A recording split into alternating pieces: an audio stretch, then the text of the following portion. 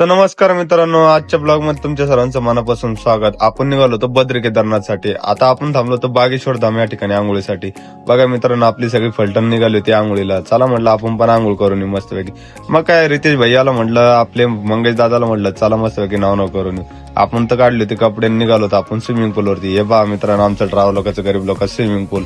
अशा ठिकाणी आंघोळ करायची म्हटलं की मस्त निवांत वातावरण वाटतं की बरं नाही. असं आंघोळ विंघोळ झाली, गाडीत आलो, कपडे बिपडे घातले. मंगेश दादा तर असे पाहत होते ना, आपण मस्त मेकअप करून तयार झालो होतो.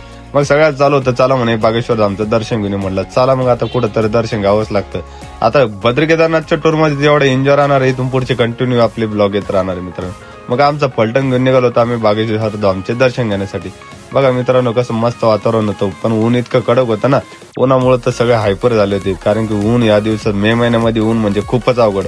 इथं आल्यानंतर ही एक गोष्ट पण खूप भारी वाटलं मनाला. जय हिंद जय महाराष्ट्र, बरोबर, जय श्रीराम असं नाव झेंडा बघितल्याच्या नंतर माणसाला कसं गर्व वाटतं आपल्या मराठा असल्याचं. मग काय इथं आल्यानंतर इतकी गर्दी होती ना मित्रांनो, म्हटलं भारी आहे.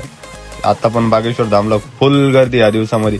बघा मित्रांनो, इथं आलो मस्त की लाईनीत लागलो, आमची सगळी मंडळी होती.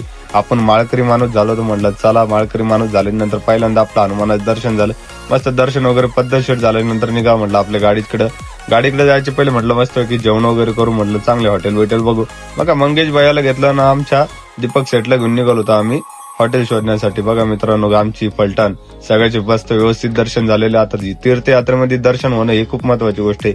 मग आम्हाला भेटलं ते पंजाबी हॉटेलवर म्हटलं चला मस्तपैकी आलू जिरा आणि मस्त चना मसाल्यावर ताव देऊ म्हटलं मित्रांनो. बरं नाही, जेवण बिवण झालं, निघालो आम्ही गाडीकडे जाण्यासाठी. अरे गाडीकडे जात असताना मस्त जेवण झाल्यानंतर कसं माणूस आळस होतं माणसाला, म्हटलं चला गाडीत जाऊन झोपून राहू.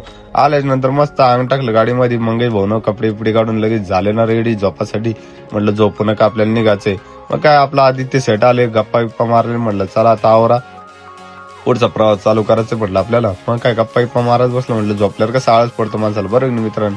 मग काय गाडी काढली, निघालो आम्ही चित्रकूटच्या दिशेनं. आता चित्रकूटला पोहोचायला आम्हाला वाजणार होते 8-9. म्हटलं चला चालू द्या प्रवास आपला. हायवे लागल्यावर मस्त की अगरबत्ती वगैरे केली. संध्याकाळचं माहोल तर एवढा कडक होता ना, वातावरण एवढं मस्त होतं की पाहायचा विशेष नव्हता. मंगेश दादा अशी जोरात गाडी चालवत होते ना, नादच कळत होता. मग जोरात गाडी आणल्यावर कशी आम्ही पोहोचलो चित्रकूटला. आजचा ब्लॉग आवडला असेल तर मित्रांनो नक्की लाईक शेअर करा.